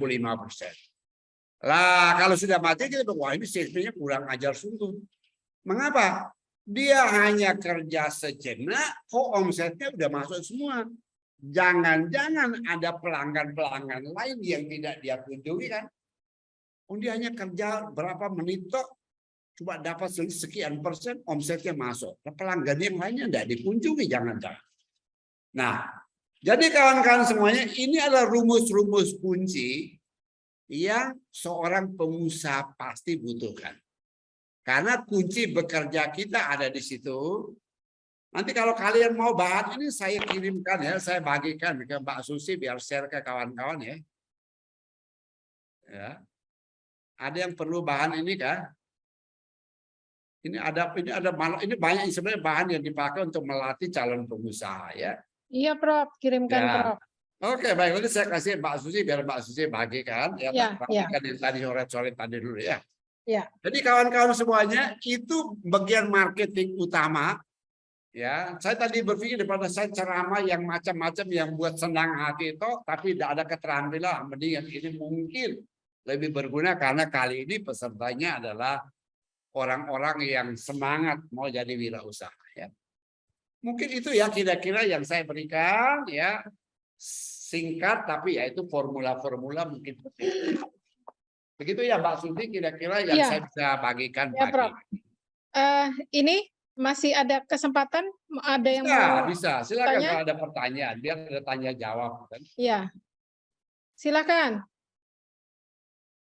Mumpung beliau bisa hadir di tengah-tengah kita loh. Ya. Susah minta waktu beliau Waktu ini. jam 11 kan saya ada ujian skripsi soalnya ya. Iya. Nah, coba Beliau saya lihat di chatting ada? room ada pertanyaan Kalau Kak.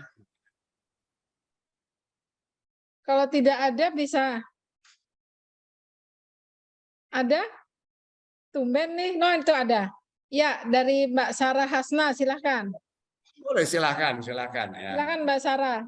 Ya, selamat pagi menjelang siang, Pak. Mohon maaf nggak bisa on cam dulu. Izin bertanya, Pak, mengenai Nggak apa-apa. bagaimana cara kita manajemen pelanggan supaya pelanggan tetap trust sama kita. Dan kadang kalau misalnya handphonenya hilang atau apa, database pelanggan itu nggak ada, Pak. Nah, kalau dari Bapak, ada nggak sih kayak sebuah aplikasi yang dimana udah bisa menghimpun semua database pelanggan. Jadi apabila kita ada diskon atau apapun bisa langsung di pesan siaran aja. Jadi semuanya langsung tahu, oh ini ada diskon produk kita, ada diskon di brand kita. Habis itu juga lebih mudah menginformasikan, Pak. Kalau dari softwarenya atau aplikasinya dari Bapak kira-kira tahu Baik. atau mungkin kalau misalnya Oke. bukan software pakai apa? Terima kasih. Baik Oke, ya. terima kasih, Saya Mbak tidak punya Sarah. software itu. Ini Hanya ada saya yang lihat ada pengusaha di Jakarta yang kerjaannya adalah membuat itu. Profil-profil bisnis orang, ya tata, dan kita tinggal membeli. Saya tahun 80 pernah membuat itu. Ya, itu udah lama sekali kan waktu awal-awal kita industri Semarang ini. Kami ada proyek adalah apa? Kita memetakan wilayah. Yaitu apa? Seluruh Semarang kita bagi, kita catat. Wilayah ini warung-warung bisa buat minuman dalam kemasan itu sekian banyak. Ya bisa dibuat jualan teh itu sekian banyak. Dari data itu lalu pengusaha bangun pabrik teh di Semarang. Ya, saya tidak ada data macam itu, tapi Ibu bisa cari di internet. Ada pengusaha yang siapkan database. Kalau mau tahu ini macam apa, ini mungkin mereka punya. Saya tidak tahu itu, tidak punya juga ya. Oke, gitu ya, Mbak ya. Oke. Prof, ini ada yang tanya di room chat, Prof. Ya, oke. Saya Wina Septia dari FEB ULM. Sebelumnya mohon maaf tidak bisa bertanya langsung karena kendala jaringan. Saat mempengaruhi konsumen untuk membeli lebih banyak, apakah ada tips dan trik agar tidak terkesan memaksa pada pelanggan Oke, sehingga baik pelanggan ya. akan merasa Baik. nyaman? Oke, saya cerita karena kita ini ya yang kita sebut pelanggan. Ya, hati-hati ada dua kata penting ya. Pelanggan dan konsumen. Pelanggan itu bahasa Inggrisnya adalah customer, konsumen itu consumer. Consumer menghabiskan bahan, barang, yang namanya pelanggan itu rajin membeli. Pelanggan kayaknya rajin membeli. Customer, bahasa Inggris kita accustomed with, artinya terbiasa. Mereka biasa beli. Mereka itu siapa? Kalau pelanggan biasanya pengusaha, tapi kalau yang namanya konsumen biasanya pemakan. Konsumen beli suka-sukanya dia. Tapi customer enggak, dia beli karena dia lagi cari untung. Oleh karena itu, bagaimana menjual lebih banyak pada pelanggan? Jawabannya sebenarnya simpel. Apakah kita ada cara supaya orang mau beli lebih banyak? Nah, ditanya pada saya tip. Nah, saya bukan salesman, jadi susah memberi tip jualnya, tapi saya beri cerita. Kalau saya datang ke sebuah toko, contoh, kita pergi, saya pelangganku adalah Hero. Saya bawa kapas atau saya bawa kopi.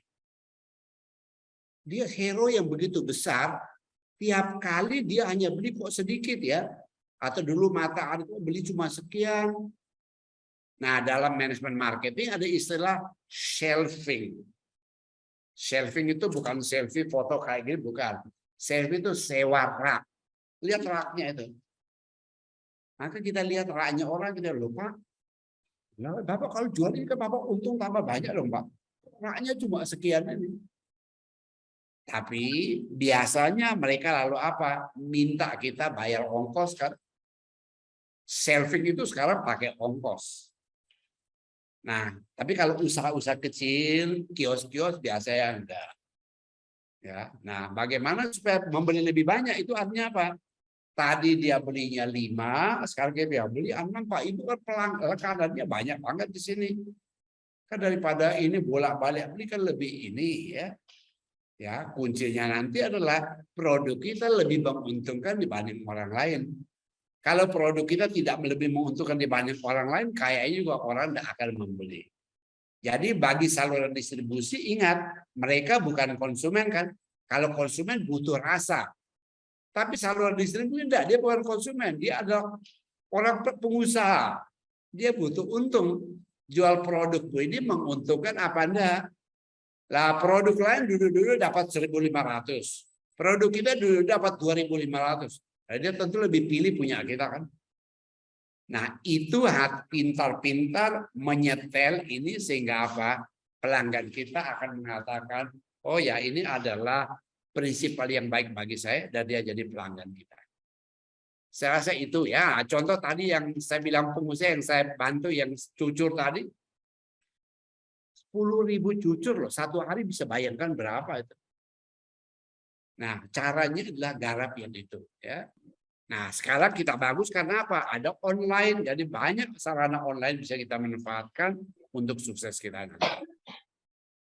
Oke, saya rasa mungkin begitu ya. Itu sedikit jawaban saya dan saya juga tutup ini karena sebentar lagi jam ujian juga ya. Iya, Prof. Oke, Oke, Prof. Makasih banyak, Prof. Sama-sama, mudah-mudahan ini sedikit membantu kawan-kawan semuanya ya. Yang masih bertanya nanti saya kirim lewat.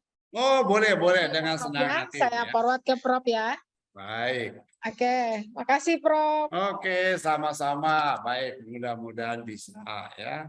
Iya, Prof. Oke, sukses semuanya ya. Amin. Baik. Silahkan yang tadi ada bertanya, siapa Mas Irawan? Raise hand tadi. Berarti mundur ya Mbak Iya, Prof. Susi ya. Iya, Prof. Nanti kalau Terima misalnya kasih masih banyak. ada Mudah-mudahan sisa berguna pertanyaan, ya. nanti Oke. saya lewat Oke. WA Prof aja ya, Prof, jawabannya. Oke, baik. Ya, makasih Prof. Sama-sama. Sukses Prof, sehat selalu. Tadi Mas Irawan, tadi ngasih raise hand, pertanyaannya apa Mas? Silahkan. Ya, Bu, terima kasih. Sebenarnya saya telat raise hand tadi. Ya. Ini aja sih Bu untuk langkah-langkah promosi di dalam menyalurkan apa namanya barang kita ke konsumen dalam promosi untuk bisa bersaing di dalam pasar. Langkah-langkah yang perlu diperhatikan itu di dalam membuat media promosi itu seperti apa, Bu? Itu sih. Langkah-langkah promosi untuk Dalam membuat bersaing, media promosi, Bu. cara membuat media promosi. Iya, langkah-langkahnya itu yang seperti apa, Bu? Yang memang harus kita Kalau buat secara detail seperti itu. Ntar Mas Irawan, ini beda loh. Kalau kamu bagaimana cara membuat media promosi, itu cara membuat media promosi bisa melalui kalau yang gratisan medsos, ya kan? Kalau kamu punya website, misalnya kalau di Universitas Balikpapan, Uniba ya, Mas Agus Irawan. Ya, Bu. Kalau Mas Agus Irawan di Uniba ada websitenya, kan bisa ikut nebeng promosi di website Uniba. Kan ada kan disediakan apa di Uniba, saya yakin ada itu untuk mahasiswa bermedia untuk promosi. Nah, sekarang kalau pertanyaannya Mas Irawan, bagaimana cara membuatnya? Kalau Langkah-langkah pentingnya, Bu, yang harus diperhatikan dalam membuat media promosi sih, Bu. Lah, Pertanyaan saya. langkah-langkah penting pertama kan brand produkmu itu, usahamu itu di bidang apa?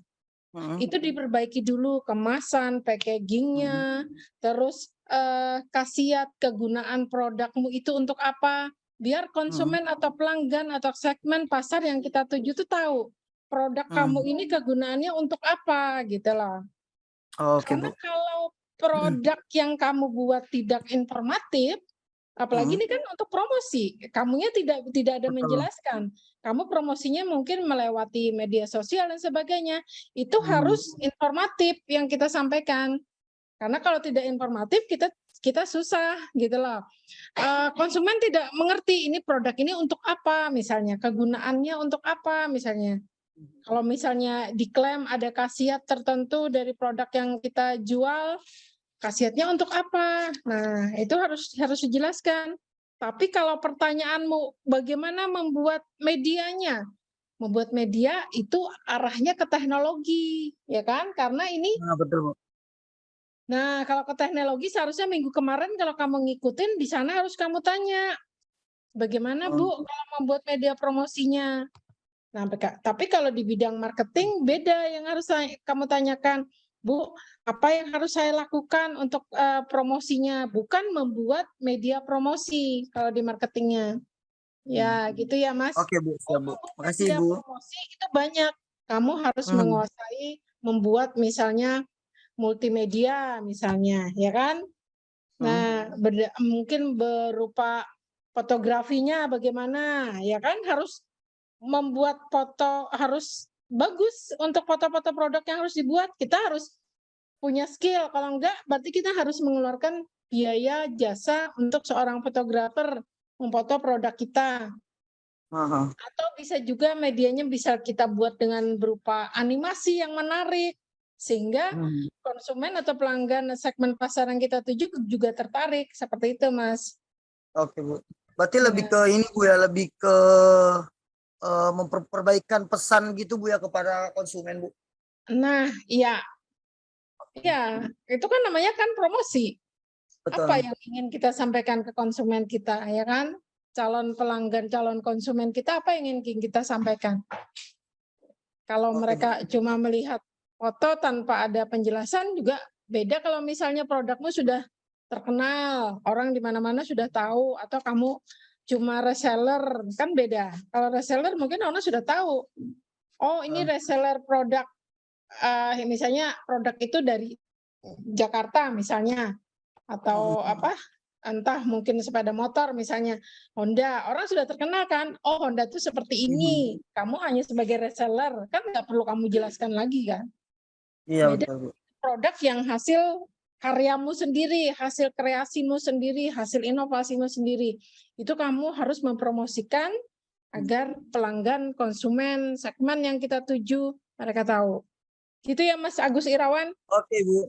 Oke, Jelas, Bu. Nggak perlu meneruskan ke Prof. Agustin. Oke, Bu, aman. Oke, Ya, makasih, aman. Bu. Ya, Oke, ini nanti sesi kedua jam 14 itu juga tentang marketing, itu nanti tentang STP dan market research topiknya.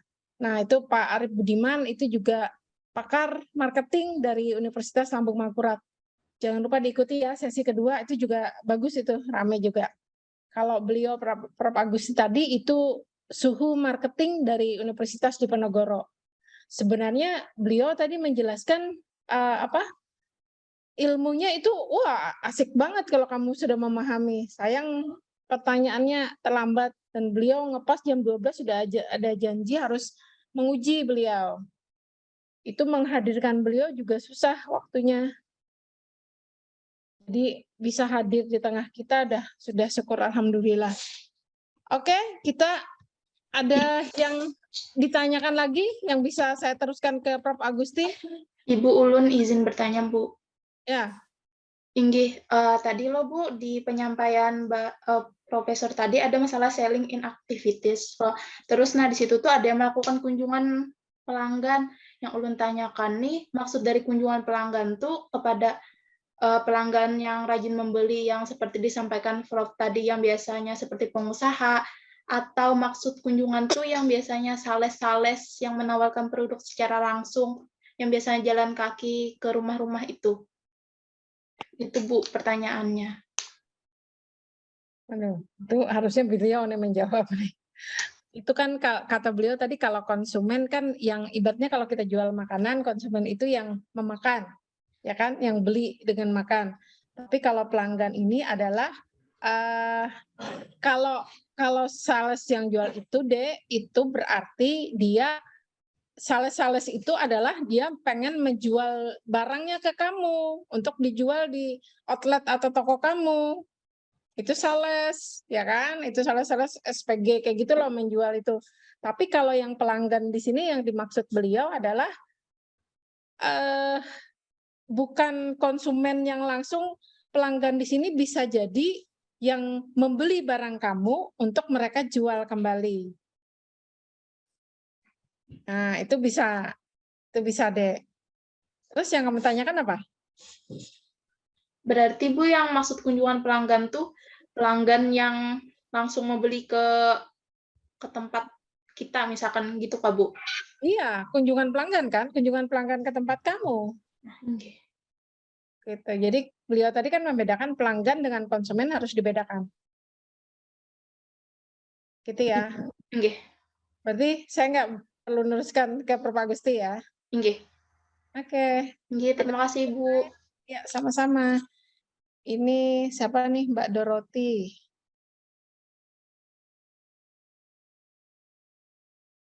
Dari Sari Mulia berdasarkan penjelasan Bapak tadi bahwa kalau ingin usaha cepat berkembang itu bukan dengan konsumen langsung, tapi melalui industri, Ibu. Dan pertanyaan saya bagaimana caranya kita mencari tangan-tangan kedua ini ya, Bu? Dikarenakan saya baru mau memulai. Siapa nih Mbak Doroti? Usahanya apa? Mbak Doroti usahanya apa nih? Itu rencananya mau di bidang makanan, Ibu, kayak soft cookies. Soft Cookies, Ibu. soft cookies. Iya. Soft cookies apa nih? Bayangannya saya soft buah, soft cookies. Ini cookies kan kue. Soft cookies itu kan biasa keras, Bu. Tapi kalau soft cookies ini dia yang versi yang lumer yang ada dalamnya, Bu. Oh gitu. Sudah dijalankan? Baru mau dijalankan, Ibu. Oh, baru mau dijalankan. Tapi sudah ada idenya, misalnya bahan baku sudah dibuat kayak gitu, sudah ada pernah tes konsumen dan sebagainya. Sudah? Sudah pernah, Ibu. Sudah pernah? Iya. Di mana, Dek? Barunya ke teman-teman aja, Mas, Ibu. Oh, ke teman-teman. Oke, teman-teman apa tanggapannya? Kalau teman-teman suka, Bu. Cuman masalahnya karena soft cookies ini kan dia lebih banyak di bahan, jadi dia lebihnya ke kualitas dibandingin kuantitas, Bu. Jadi itu Iya, maksudnya masukan teman-teman apa? Ya, maksudnya untuk untuk bisa menjualnya, untuk kan awalnya kemarin tuh nggak ada kepikiran untuk ke tangan kedua gitu. Jadi rencananya kan karena ada teman-teman, jadi promosinya tuh ke teman-teman per kampus gitu. Jadi masih langsung ke konsumen gitu Bu. Jadi Konsumen. belum ada kepikiran untuk yang ke tangan kedua. Tapi tadi Bapaknya jelasin baru masuk pemikirannya. Nah, ini kan biar cepat berkembang. Selain kamu itu nggak disalahkan kamu menjual langsung ke konsumen. Itu nggak apa-apa, nggak masalah sebenarnya. Tapi untuk lebih berkembang, kamu juga harus melihat untuk mengembangkannya melalui industri tadi. Nah, ini yang dimaksudkan beliau pelanggan tadi. Nah, ke industri ini kamu bisa promosi. Kalau awal mula usaha, kalau misalnya orang sudah punya nama, kayak di Kalimantan Selatan ini ya, kalau cateringan itu mungkin Melati, mana lagi yang terkenal tuh di perusahaan, di instansi-instansi atau perkantoran itu Melati, terus apa lagi nih? Wulandari. Nah, itu biasanya kalau sudah di instansi perusahaan itu yang di khususnya di Banjarbaru ya, bukan di Kalimantan Selatan sih. Banjarbaru itu biasanya orang mengenal banyak itu Melati, Wulandari, itu komplit dia mereka. Makanan, snack-snack untuk event yang menengah sampai ke atas, yang kecil sampai besar mereka siap melayani. Nah, bagaimana awal mula mereka untuk bisa berhubungan dengan industri? Pastinya mereka salah satunya adalah promosi. Promosi produk yang harus kita lakukan melalui mungkin ada teman yang bekerja, ini yang secara tekniknya ya, operasionalnya ya. Mungkin ada teman yang bekerja di kantor tersebut, di industri tersebut, di perusahaan tersebut. Kita coba melalui mereka. Siapa tahu ada jalan masuk, kita memasukkan melalui industri atau perusahaan. Nah, itu seperti itu, Mbak. Banyak cara kita melalui promosi itu secara sederhana seperti itu. Kita jangan takut melakukan jejaring kita berkumpul dengan komunitas-komunitas pengusaha. Kalau Mbak Doroti misalnya dalam hal makanan, temui berkumpullah dengan komunitas-komunitas yang juga untuk yang menjual bahan makanan kayak gitu, bukan bahan makanan, untuk makanan, kue-kue, snack-snack dan sebagainya. Nah, itu berkumpul. Mereka pasti sudah ada informasi atau jejaring. Kalau melihat kualitas sop koktail yang dijual Mbak Doroti mungkin enak dan sebagainya, pasti mereka akan mencoba. Wah, enak Mbak Doroti, boleh saya pesan nggak? Nah, orang kalau makanan kan biasanya kalau orang sudah merasakan taste-nya enak, suka, dari mulut ke mulut itu akan sampai. Oh, pesannya ke Mbak Doroti loh, kalau ini sop cookies-nya. Nah, itu salah satu branding promosi kamu udah jalan. Gitu, Mbak. Baik Ibu, terima kasih Ibu, sudah cukup mengerti Bu. Sama-sama. Sudah cukup, ada yang lain? Saya live nih. Cukup ya? Silakan sebelum ini daftar hadirnya diisi dulu. Nanti sesi kedua ada pakar marketing lagi, Pak Arief Budiman. Ya. Seminggu ini kita materinya tentang marketing, tapi berbeda-beda. Nanti bagaimana dengan menghadapi konsumen, bagaimana pemasaran konvensional, bagaimana pemasaran secara digital, nanti akan disampaikan. Sekali lagi tolong, kebetulan saya sebagai tim Wirausaha Merdeka, tim panitia Wirausaha Merdeka di Universitas Lampung Mangkurat, menyampaikan, tolong adik-adik, teman-teman semua, ikutin kegiatan Wirausaha Merdeka ini dengan baik dan konsisten, tetap fokus, karena sayang sekali saya sampaikan kegiatan Wirausaha Merdeka ini tidak enggak kemungkinan tiap tahun itu ada, enggak. Dan ini baru pertama kali tahun 2022 ini diadakan. Nah, kami belum bisa bilang apakah tahun 2023, tahun depan masih ada lagi, kami belum tahu. Makanya ikutin, karena ini fasilitas yang gratis, tapi berkualitas buat kalian. harapan kami adalah dengan kalian mengikuti kegiatan Wirausaha Merdeka seluruhnya dari awal sampai akhir bulan Desember nanti, 1 semester, kalian mendapatkan ilmu dan wawasan yang semakin meningkat, berkapabilitas, dan kalian siap jadi pengusaha-pengusaha atau entrepreneur muda yang sukses dan mandiri. Itu harapan kami. Yang belum mempunyai usaha, mendapatkan inspirasi untuk membuka usaha, apa yang harus saya lakukan, usaha apa yang harus saya jalankan. Yang sudah mempunyai usaha, usahanya semakin meningkat, semakin jalan, semakin berkesinambungan, seperti itu. Oke teman-teman, kita cukupkan sampai di sini. Silakan isi daftar hadir sebelum live. Saya ucapkan mohon maaf lahir batin. Wassalamualaikum warahmatullahi wabarakatuh. See you.